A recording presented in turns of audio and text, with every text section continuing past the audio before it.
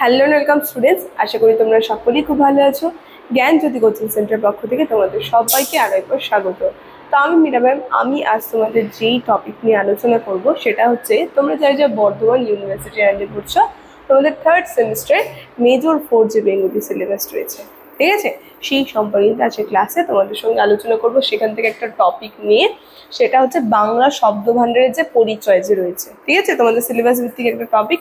এইটা নিয়ে কিন্তু আছে ক্লাসে আমার তোমাদের সঙ্গে আলোচনা। দেখো, আলোচনার বিষয় শুরু করার আগে খুবই একটা গুরুত্বপূর্ণ ইনফরমেশন তোমাদেরকে দিয়ে যে তোমরা যা যা ভাবছো এই সেমিস্টারে আমাদের সঙ্গে অনলাইন ক্লাস বা নোটসের জন্য যোগাযোগ করবে, তাদেরকে বলে দিয়ে দেখো বোর্ডের কর্নারে 2টি নাম্বার দেওয়া আছে। যে কোনো একটি নাম্বারের মধ্যে কল করে নিয়ে কিন্তু তোমরা আমাদের সঙ্গে সরাসরি যোগাযোগ করে নিতে পারবে।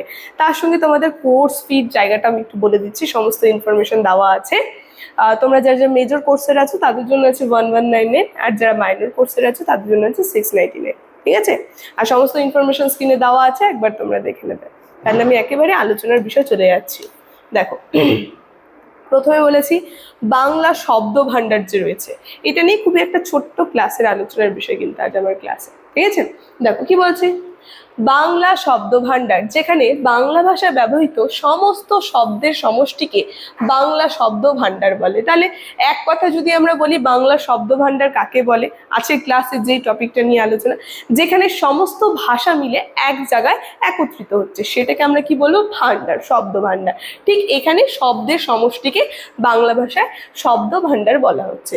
অর্থাৎ বাংলা ভাষার যে সকল শব্দের সাহায্যে ভাব, অনুভূতি, তথ্য প্রকাশ হয়, সেই সমস্ত শব্দের সমষ্টিকে বাংলা শব্দ ভাণ্ডার বলে, ঠিক আছে। মানে এটা আমরা শব্দ ভাণ্ডারের সংজ্ঞা বলতে পারি, যেখানে বাংলা শব্দ ভাণ্ডার বহু উৎস থেকে সমৃদ্ধ হচ্ছে, সংস্কৃত, প্রাকৃত, তার সঙ্গে অপভ্রংশ, দেশীয় ভাষা এবং বিভিন্ন বিদেশি ভাষা থেকে। তাহলে এই শব্দ ভাণ্ডার, যেখানে আমরা দেখতে পাচ্ছি বাংলা শব্দ ভাণ্ডার, যেখানে অনেকগুলো ভাষার সমষ্টি রয়েছে, ঠিক আছে, যেখানে শুধুমাত্র একটা ভাষা না, যেখানে সংস্কৃত ভাষা রয়েছে, প্রাকৃত ভাষা রয়েছে, অপভ্রংশ ভাষা রয়েছে, এইগুলো থেকে বিভিন্ন শব্দগুলো নিয়ে কিন্তু এক জায়গায় একত্রিত করা হচ্ছে, ঠিক আছে। বিদেশি ভাষা থেকে আগত শব্দের সমন্বয়ে বাংলা শব্দ ভাণ্ডার গড়ে উঠছে। তাহলে কিভাবে বাংলা শব্দ ভাণ্ডার গড়ে উঠলো, আর খুব সুন্দরভাবে একটা সংজ্ঞা কিন্তু এখানে দেওয়া আছে, বাংলা শব্দ ভাণ্ডার কাকে বলা হয়, ঠিক আছে।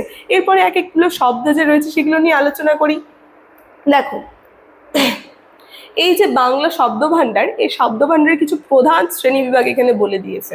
দেখো, 8টা ভাগ এখানে বলে দিয়েছে বাংলা শব্দ ভাণ্ডার, যেখানে একটুক্ষণ আগে সংজ্ঞাতে আমি তোমাদেরকে বললাম বিদেশি যে শব্দগুলো রয়েছে সেখান থেকে ভাষাগুলো সমৃদ্ধ করে এই বাংলা শব্দ ভাণ্ডারে একত্রিত করা হয়েছে, ঠিক আছে, মানে যোগ করা হয়েছে, রাখা হয়েছে। যেখানে সবার প্রথমে এই বাংলা শব্দ ভাণ্ডারের মধ্যে চলে আসছে তৎসম শব্দ, ঠিক আছে। তৎসম শব্দ একটুক্ষণ আগে এটাও বলেছি যে সংস্কৃত, অপভ্রংশ, প্রাকৃত এগুলো ভাষা রয়েছে।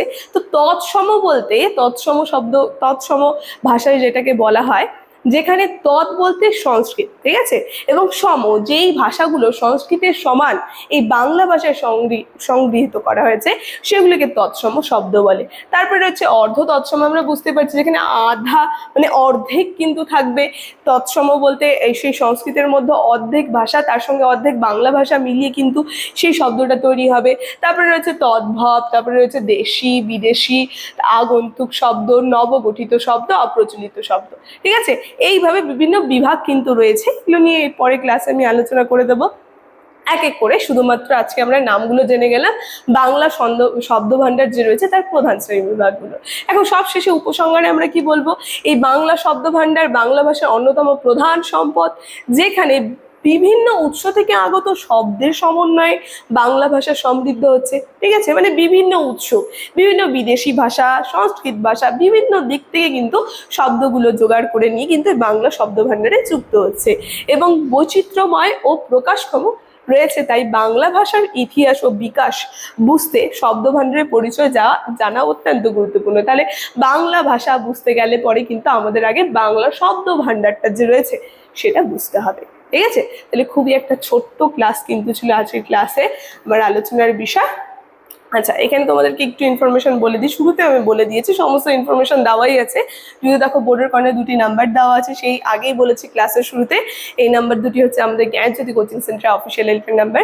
যে কোনো একটি নাম্বারের মধ্যে কল করে নিয়ে কিন্তু তোমরা আমাদের সঙ্গে সরাসরি যোগাযোগ করে নিতে পারবে। আজকের ক্লাসের আলোচনা তাহলে এখানেই শেষ করছি। ভিডিওটি শুরু থেকে শেষ অবধি দেখার জন্য থ্যাংক ইউ।